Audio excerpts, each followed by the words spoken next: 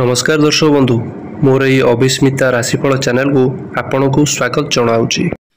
यही भिडियोटी धनु राशि व्यक्ति विशेष मान अत्यंत खास अटे कहीं आज भिडियो रे आपण माने जानिबे आपणकर यही रज संक्रांति परठारु आपणक जीवन रे कौन बड़ परिवर्तन हेबा पई जाउची, कौन शुभ फल देउची ना कौन अशुभ फल प्राप्त हेबा पई जाउची, जहा आजिर भिडियो रे आमे चर्चा करिबा। कहीं यही रज संक्रांति परठारु ग्रह मानकर चलन रे बड़ दुर्लभ संयोग घटिबा पई जाउची, जहाँकि सूर्य ताको राशि परिवर्तन करने को जाउचंती, जहा फल रे समस्त राशि मानक ऊपर किछि ना किछि प्रभाव पड़िबो। से मध्य आपणक राशि ऊपर किछि ना किछि प्रभाव देखिबा पई जाउ। शिक्षा, प्रेम जीवन, वैवाहिक जीवन, भाग्य, कैरियर, बिजनेस विषय रे जानिबा एवं नवग्रह मानकर स्थिति किपरि अछि से विषय रे आलोचना करिबा एवं जेउ ग्रह खराब फल प्रदान करूछंती शेष रे प्रतिकार विषय रे मु आपनकु कहिबी। तेणु वीडियो को शेष पर्यंत देखंतु। वीडियोटी आगु को बढ़िया पूर्व चैनल को सब्सक्राइब करी वीडियो को लाइक कर दियंतु। कमेंट बॉक्स रे जय जगन्नाथ लिखंतु। आसंतु जानिबा ग्रह मानकर स्थिति विषय रे। धनु राशि तृतीय गृह रे राहु अवस्थान करचंती, चतुर्थ रे शनि, पंचम रे शुक्र, षष्ठ रे बुध संगे सूर्य अछंती, सप्तम रे गुरु बृहस्पति रहउचंती, अष्टम रे मंगल एवं नवम रे केतु अवस्थान करिचंती। आसंतु जानिबा स्वास्थ्य आपनकर हेल्थ किपरि रहउची एही मास रे। सबोले कहि आछि बंधु, स्वास्थ्य रो गृह प्रथम घर होइथाय। प्रथम गृह रो स्वामी गुरु बृहस्पति सप्तम रे अछंती। आपनक इम्यूनिटी पावर जदि लिभर समस्या, डाइजेशन, पेटर किछि इन्फेक्शन, थंडा ज्वर जनित किछि रोग, थंडा ज्वर ए सब होउथिला, किंतु आपण रिलैक्स करि नियंतु। एही मासरे आपणकू से सब कम देखिबा को मिलिबो।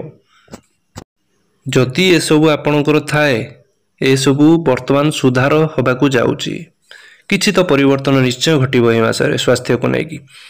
15 मई पर एही मास जून रे स्वास्थ्य बहुत भलो हेबा को जाउची। पॉजिटिव नियंतु, बहुत पॉजिटिव होबो एही मासरे स्वास्थ्य को नेकी।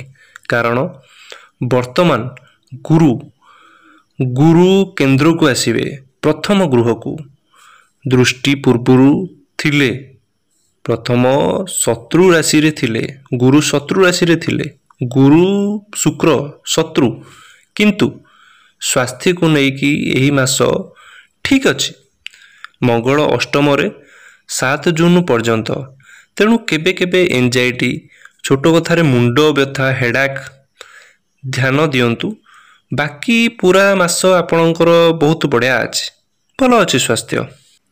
आसंतु जानि नेबा शिक्षा एपरि मासरे किपरि रहउची विद्यार्थी मानक पई। एही गृह पंचम गृह होइताए। ए गृह रे शुक्र अवस्थान करिसंती। शुक्र पंचम रे अछंती। तांकर लॉर्ड स्वामी मंगल अछंती अष्टम रे। 7 जून पर्यंत रहिबे, तापरे नवम गृह को जिबे। तेणु 7 जून पर पाठ प्लानिंग करिले बहुत बढ़िया रहिबो आपण मानक पई। जेबे मंगल नवम को जिबे ता पूर्वरु ठीक नहीं, पर ठीक रहिबो। 7 जून पर बेटर रहिबो आपण मानक पई। जदि एग्जाम पई प्रिपेयर होउचंती, एडमिशन करिबा पई भाबुचंती, आपण को 7 जून पर बेटर मिलिबो, बेटर फल मिलिबो। पूर्वरु मंगल नीचरे अष्टम रे देखुचंती, तेणु मन डाइवर्ट रहिबो, अलगा जगह रे मन लागिबो, रिलेशनशिप रे मन जीवो। आपण कोठी की जिबे किंबा गेम खेलिबे, एई सब प्रति मन जीवो, पाठ प्रति मन जीवो नाही। किंबा बंधु सह बुलाबुली करिबारे प्लानिंग करिवे, किंतु 7 जून पर्यंत ए सब रे ध्यान दियंतु। बाकी 7 जून पर ए सब शिक्षा व्यवस्था को नहीं कि बहुत बेटर अछि, भलो अछि। 7 जून पर प्रेम जीवन संपर्क रे आपणकर एही मासर लव रिलेशन किपरि रहइबो। लव रिलेशन गृह पंचम गृह होइताए। एही गृह शिक्षार मध्य होइताए। एठु आमे संतान भाव भी देखि थाउ। पंचम गृह मंगल ଅଷ୍ଟମରେ ନିଚରେ ଅଛନ୍ତି କିନ୍ତୁ ପଞ୍ଚମରେ ଶୁକ୍ର। ତେଣୁ ଲଭ୍ ବହୁତ ଭଲ ଅଛି କାରଣ ପ୍ରଥମକୁ ଦେଖୁଛନ୍ତି, ପ୍ରଥମ ଗୃହକୁ ଗୁରୁ ଦେଖୁଛନ୍ତି। ତେଣୁ ଯଦି ଆପଣଙ୍କର ବହୁତ ଦିନରୁ ଆପଣଙ୍କ ପାର୍ଟନର ସାଙ୍ଗରେ ଝଗଡ଼ା, ଯୁକ୍ତିତର୍କ କିମ୍ବା କୌଣସି ଜିନିଷକୁ ନେଇ ସନ୍ଦେହ ଥିଲା, ବହୁତ ପୂର୍ବରୁ ମିସ୍ଅଣ୍ଡରଷ୍ଟାଣ୍ଡିଂ ଥିଲା, ଦୁଇ ଜଣ ଭିତରେ ବୁଝାମଣା ଭୁଲ ଥିଲା, ଏହିସବୁ ସମସ୍ୟା ଦେଖାଯାଉଥିଲା, ଆପଣ ନିଶ୍ଚିତ ରୁହନ୍ତୁ ଆପଣଙ୍କୁ ଏହି ମାସରେ ବହୁତ ପଜିଟିଭ୍ ମିଳିବ। ଆପଣଙ୍କର ଯେଉଁ ଥିଲା ଆଟିଚ୍ୟୁଡ଼, ଆପଣଙ୍କ ନିଜ ମନରେ ଯେଉଁ ଥିଲା ମୁଁ ଆଟିଚ୍ୟୁଡ଼ର ଭାବ ରଖୁଥିଲେ ପାର୍ଟନରକୁ ନେଇକି ମିସ୍ଅଣ୍ଡରଷ୍ଟାଣ୍ଡିଂ ଥିଲା, ଏଠି କଣ୍ଟ୍ରୋଲ ହେବ। ଆପଣ ଆପଣଙ୍କ ଭୁଲ ମାନିବେ। 7 ଜୁନ୍ ପରେ ବହୁତ ବେଟର ଦେଖାଯାଉଛି ଏହିସବୁ ସମସ୍ୟାକୁ ନେଇକି। କାହିଁକି ନା ମଙ୍ଗଳ ତ୍ରିକୋଣକୁ ଆସିବେ ଯାହାକି ଲଭ୍ ରିଲେସନରେ ବେଟର ହେବ। ପ୍ରେମ କାରକ ଗ୍ରହ ନିଜେ ଶୁକ୍ର ପଞ୍ଚମ ଭାବରେ। ତେଣୁ ଏ କ୍ଷେତ୍ରରେ ବହୁତ ବେଟର ଅଛି, ଭଲ ଅଛି।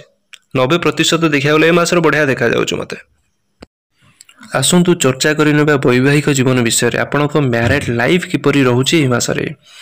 ମ୍ୟାରେଡ୍ ଲାଇଫ୍ର ଗୃହ ସପ୍ତମ ଗୃହ ହୋଇଥାଏ। ଆଉ ସପ୍ତମ ଗୃହରେ ଅଛନ୍ତି ବୁଧ। ବୁଧ ଗ୍ରହ ଅବସ୍ଥାନ କରିଛନ୍ତି। 6 ଜୁନ୍କୁ ଆସିବେ ସପ୍ତମ ଗୃହକୁ।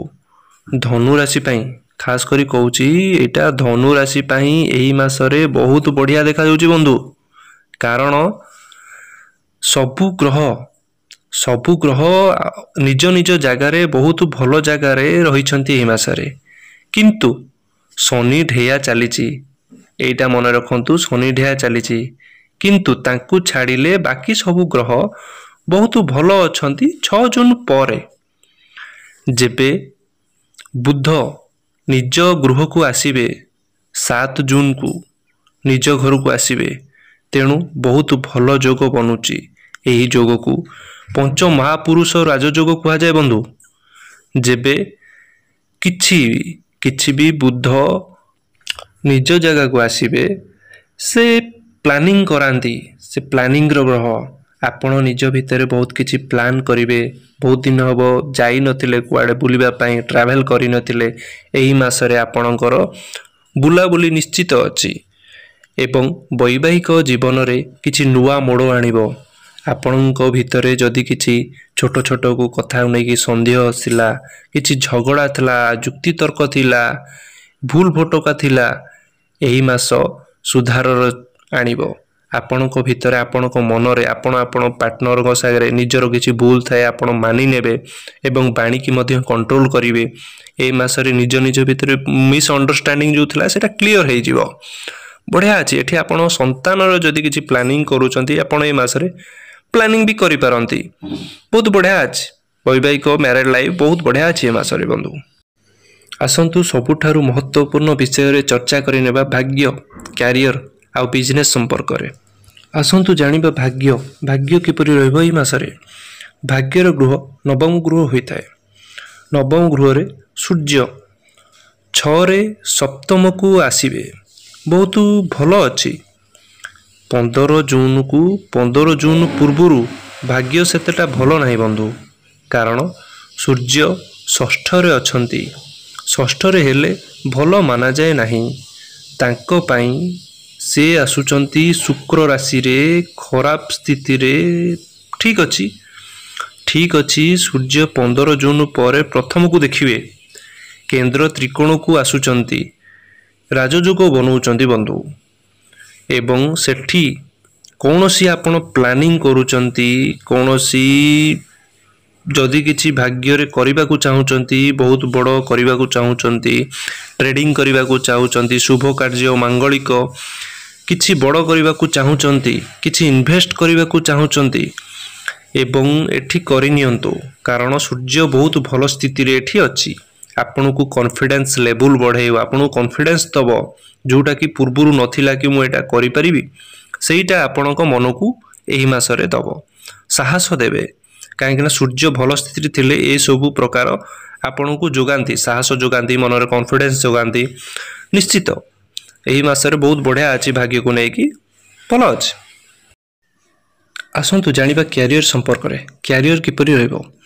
କ୍ୟାରିୟର ଗୃହ ଦଶମ ଗୃହ ହୋଇଥାଏ। ଦଶମ ଗୃହ ଲର୍ଡ଼ ସ୍ୱାମୀ ବୁଧ 7 ଜୁନକୁ ହିଁ ଆସିବେ। କ୍ୟାରିୟର କିଛି ଭଲ ହିଁ ଘଟିବ। କ୍ୟାରିୟର ଭଲ ଘଟିବ 7 ଜୁନ ପରେ। କାମ ତରିକାରେ ସୁଧାର ଆସିବ, କାରଣ ଦଶମାଧି ସ୍ୱାମୀ ବୁଧ 7କୁ ଆସିବାରୁ ଦେଖିବେ ଆପଣ ଗୁରୁ ବି ଦେଖିବେ। ଗୁରୁ ବି ଦେଖୁଛନ୍ତି ପ୍ରଥମ ଦୃଷ୍ଟିକୁ। ଏଠି ଆପଣଙ୍କର ଟେକ୍ନୋଲୋଜି ସମ୍ପର୍କରେ କୌଣସି ଟେକ୍ନୋଲୋଜି ଫିଲ୍ଡରେ ଥିଲେ ଆପଣଙ୍କର ବହୁତ ଉନ୍ନତି ଘଟିବ, ସମ୍ପର୍କ ବହୁତ ବଢ଼ିଆ ରହିବ। ମନ ଆପଣଙ୍କର ପୂର୍ବରୁ ଭାଗୁଥିଲା, ଇଆଡ଼େ ସିଆଡ଼େ ହେଉଥିଲା, ଆପଣ ଓଭର ଥିଙ୍କିଂ କରୁଥିଲେ, ଏବଂ କିନ୍ତୁ ନିଶ୍ଚିତ ହୋଇଯାଆନ୍ତୁ ଏହି ମାସରେ କ୍ୟାରିୟରକୁ ନେଇକି ବଡ଼ ପଜିଟିଭ ରହିବ, କାରଣ ସେହି ଗ୍ରହମାନେ ଭଲ ସ୍ଥିତିରେ ଅଛନ୍ତି। ଯେଉଁ ମାସରେ ପୂର୍ବ ମାସରେ ବହୁତ ଖରାପ ସ୍ଥିତିରେ ଥିଲା, ଏ ମାସରେ ବହୁତ ବଢ଼ିଆ ରହୁଛି ଗ୍ରହମାନଙ୍କ ପରିସ୍ଥିତି। ବନ୍ଧୁ ଆପଣଙ୍କର ତାରିଫ ମିଳିବ, ପ୍ରଶଂସନୀୟ ହେବେ ସିନିୟରଙ୍କ ଆଗରେ, କମ୍ପାନୀରେ କୌଣସି ଟାର୍ଗେଟ ଆଚିଭ୍ ହେବ। ଆପଣଙ୍କ କାମ ବି ବହୁତ ଭଲ ଭାବରେ କରିବେ। ଯଦି କିଛି ଜବ୍ ନାହିଁ, ବହୁତ ବିଗତ ଦିନରୁ ଜବ୍ ନାହିଁ କୌଣସି କାରଣରୁ କାହାର, ସେ ଏଇ ମାସରେ ଜବ୍ର ଅପରଚ୍ୟୁନିଟି ଲାଗିଯିବ। ବହୁତ ଭଲ ଦେଖାଯାଉଛି ଜବ୍ ପାଇଁ ଏହି ମାସରେ। ଆପଣଙ୍କର ଶନି ଢେୟା ବି ଚାଲିଛି। ଯଦି ଜନ୍ମଦାତା ଶନି ଖରାପ ଥିଲେ, ଆପଣଙ୍କର ପରିବାରରେ କିଛି ସମସ୍ୟା ଥିଲା, ଝଗଡ଼ାଝାଟି ହେଉଥିଲା, କିମ୍ବା ନିଜର କାହାର ପରିବାରର କୌଣସି ପିତାମାତାଙ୍କର ସ୍ୱାସ୍ଥ୍ୟରେ ଖରାପ ଥିଲା, ଏବେ ଆପଣଙ୍କର ଉନ୍ନତି ହେବାକୁ ଯାଉଛି ଏହି ମାସରେ। ବହୁତ ଭଲ ଅଛି। କ୍ୟାରିୟର ଆପଣଙ୍କର ବହୁତ ବଢ଼ିଆ ଦେଖାଯାଉଛି ଏ ମାସରେ। ଆସନ୍ତୁ ଜାଣିନେବା ବିଜନେସ୍ ସମ୍ପର୍କ, ବ୍ୟାପାର ବାଣିଜ୍ୟ ଏହି ମାସରେ କିପରି ରହୁଛି। ଏ ମାସରେ ବହୁତ ଭଲ ଦେଖାଯାଉଛି, କାହିଁକିନା ସପ୍ତମ ଘର, ସପ୍ତମ ଗୃହ ସ୍ୱାମୀ ଲର୍ଡ଼ ମର୍କ୍ୟୁରୀ ବୁଧ ସପ୍ତମକୁ ହିଁ ଆସିବେ। ନିଜ ଘରକୁ ଦେଖିବେ, ନିଜ ଘରକୁ ଦୃଷ୍ଟି ପକାଉଛନ୍ତି। ଏହି ମାସ ଖାସ୍ କରି 6 ଜୁନ ପରେ ଇନକମ୍ର ବୃଦ୍ଧି ହେବ। ଆପଣମାନଙ୍କର ବନ୍ଧୁ ଡେଲି ଇନକମ୍ରେ ବୃଦ୍ଧି ହେବ, ଗ୍ରୋଥ୍ ରହିବ। କୌଣସି ଇନଭେଷ୍ଟକୁ ନେଇକି ଯଦି କାର୍ଯ୍ୟ କରୁଛନ୍ତି, ତାହେଲେ ଏଇଟା ହେଉଛି ପ୍ରକୃତ ସମୟ। ଇନଭେଷ୍ଟ କରନ୍ତୁ, ନିର୍ଦ୍ୱନ୍ଦ୍ୱରେ କରନ୍ତୁ। ବହୁତ ବଢ଼ିଆ ରହୁଛି ଏ ମାସରେ ବିଜନେସ୍, ବ୍ୟାପାର ବାଣିଜ୍ୟ ବହୁତ ବଢ଼ିଆ ସମ୍ପର୍କ ରହୁଛି। ଫାଇଦାମନ୍ଦ ମଧ୍ୟ ରହିବେ। ଭଲ ଅଛି, ବହୁତ ବଢ଼ିଆ ଅଛି। ଆସନ୍ତୁ ଜାଣିନେବା ଉପାୟ କ'ଣ କରିବେ, ପ୍ରତିକାର ଯାହାକି କରିବେ, ଯେଉଁଟାକି ମନ୍ଦ ଗ୍ରହକୁ ଆମେ କିଛି ମାତ୍ରାରେ ଏଡ଼େଇ ପାରିବା। ଆପଣ ଶନି ବୀଜ ମନ୍ତ୍ର ପାଠନ କରନ୍ତୁ। ହନୁମାନ ଚାଳିଶା ମୁଁ ସବୁବେଳେ କହି ଆସିଛି ବନ୍ଧୁ, ହନୁମାନ ଚାଳିଶା ପାଠ କରନ୍ତୁ। ସୂର୍ଯ୍ୟ ଜଳ ଅର୍ଘ୍ୟ ପ୍ରଦାନ କରନ୍ତୁ। ଯଦି ଏ ଦୁଇଟା ନ କରିପାରୁଛନ୍ତି, ସକାଳେ ଗାଧୋଇ ସ୍ନାନ କରିସାରିବା ପରେ କିଛି ଜଳ ଆମେ ସୂର୍ଯ୍ୟଙ୍କୁ ପ୍ରଦାନ କରନ୍ତୁ। ବହୁତ ବଢ଼ିଆ ରହିବ ବନ୍ଧୁ। ଏ ଭିଡ଼ିଓଟି କିପରି ଲାଗିଲା କମେଣ୍ଟରେ ଜୟ ଜଗନ୍ନାଥ କରି ଜଣାଇବେ। ଜୟ ଜଗନ୍ନାଥ ଦର୍ଶକ ବନ୍ଧୁ।